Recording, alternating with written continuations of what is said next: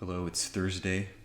I was just thinking the other day about how traditional Catholics, or I should say, really just Catholics who take their faith very seriously, and I think we can include ourselves in that group. Catholics who take their faith very seriously are not very good at being kind.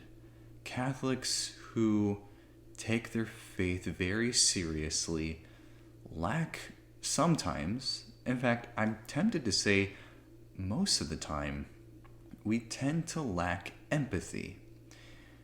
And you might be listening or watching this and think, yeah, that's right, but who cares? We're right, they're wrong, we have the truth.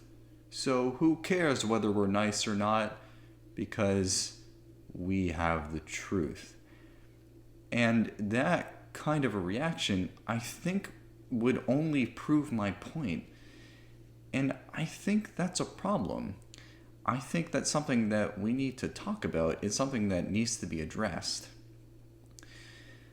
One of the reasons I feel that is something that we tend to do is because we tend to associate the word and all the other associated words, empathy, kindness, with compromise, with dialogue, with the ecumenical movement, for example.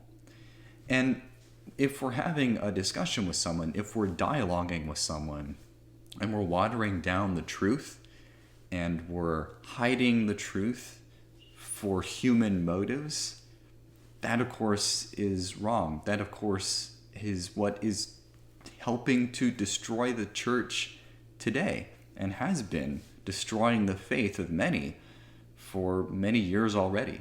It has effectively destroyed the missionary spirit in the Catholic Church.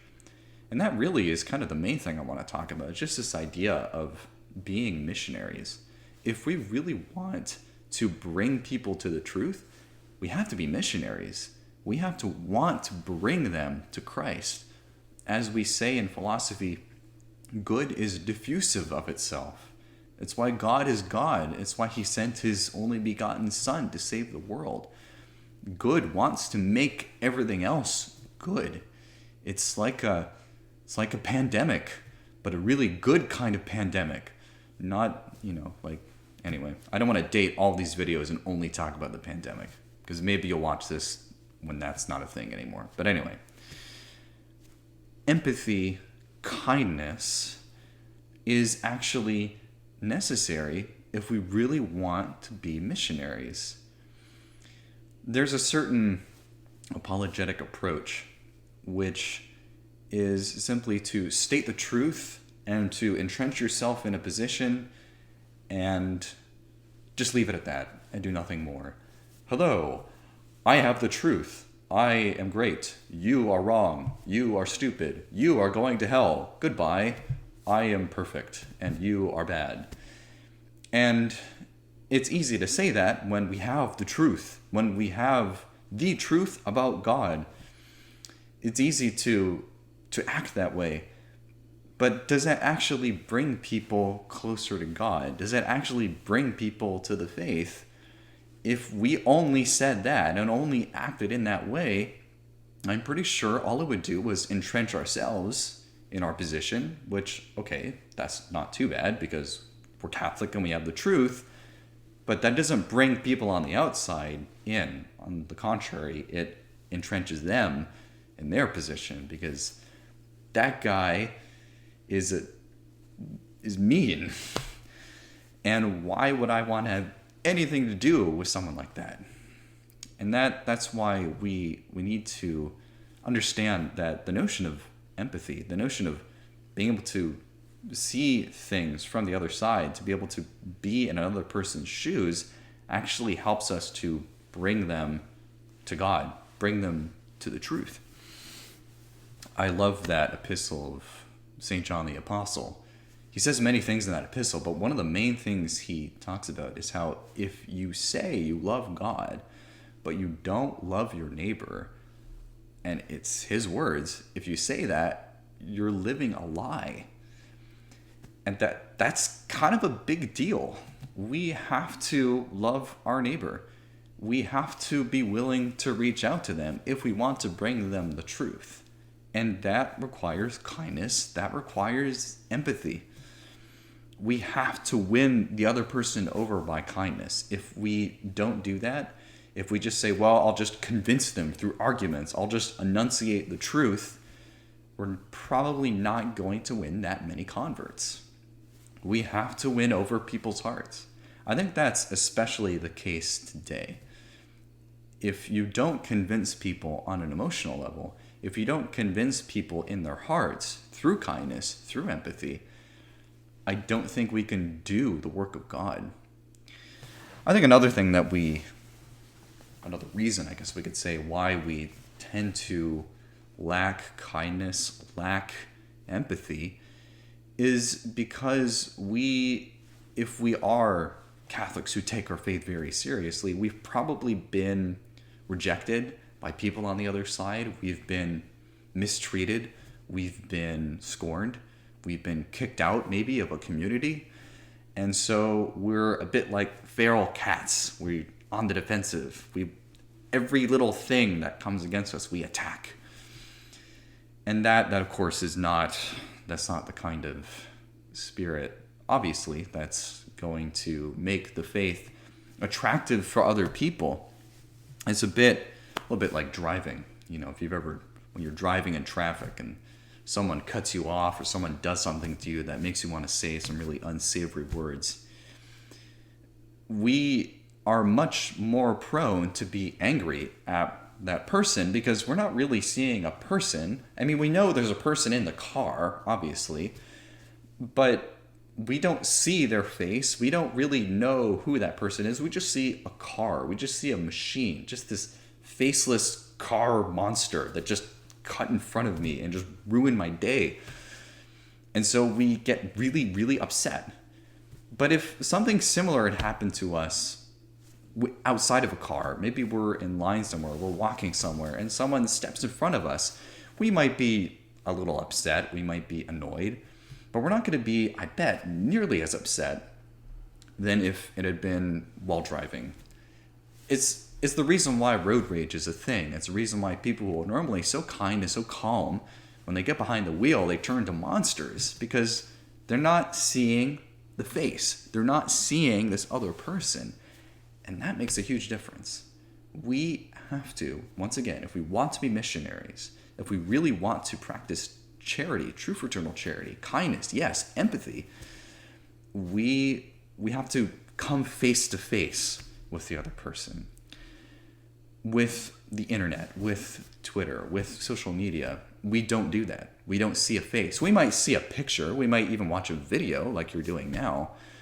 But just to see a picture or listen to a video or listen to a podcast or read a news article about someone doesn't mean that you really have any idea about who that person actually is, what they actually think. If you really want to make a judgment about a person or about an institution, you better make sure you go and actually talk to that individual in a face-to-face, real-time conversation. Now, of course, that's going to be difficult now. But when things turn back to normal, we have to do that. If we really want to actually have a conversation, if we really want to understand what they believe and what is on the other side in order to draw them to the truth or whatever the case might be, we have to have that face-to-face conversation. It changes everything. When we hide behind social media, when we hide behind our text messages, when we hide behind our news articles, we're not really engaging in missionary work. It's only one small step. We have to come face to face with the other person to truly understand them and to truly bring them closer to God. You could take another example. Imagine, I'm sure nearly everyone watching this video doesn't like Nancy Pelosi very much. You've probably read things about Nancy Pelosi and things that she said and gotten really angry. She's just one of those people that makes people angry. And I definitely do not agree with things Nancy Pelosi says. I assuming that should be obvious to anyone watching this video, but imagine if you actually had a face-to-face conversation with Nancy Pelosi about certain issues. You would continue to disagree with Nancy Pelosi about whatever, politics or whatever the case might be, but I bet you wouldn't be nearly as angry and upset with her if you actually had an actual conversation face-to-face with that person. You might actually be able to engage in a reasonable, rational discussion with that person. And you may think, no, it's not possible. She's a demon from hell that's sprouted out of the ground.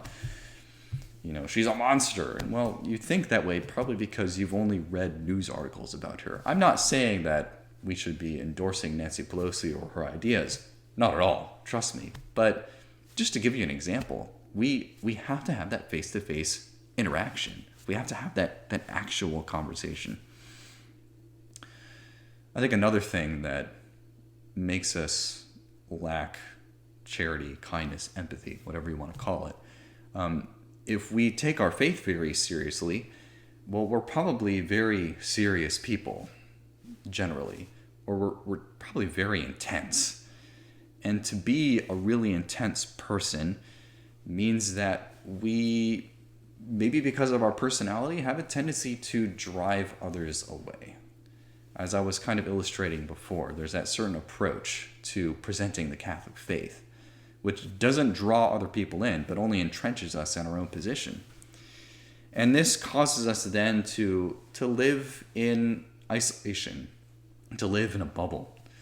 And there's certainly nothing wrong with wanting to live with and associate with people who think the same way that we do. But nonetheless, there's something to be said about, yes, having the truth, having the faith, being a proud traditional Catholic, proud of our faith in a good way, good pride, not bad pride, of course, but also wanting to give that to others, wanting to show them the treasure that is the traditional Catholic faith. Have we ever thought about maybe engaging in things in our community?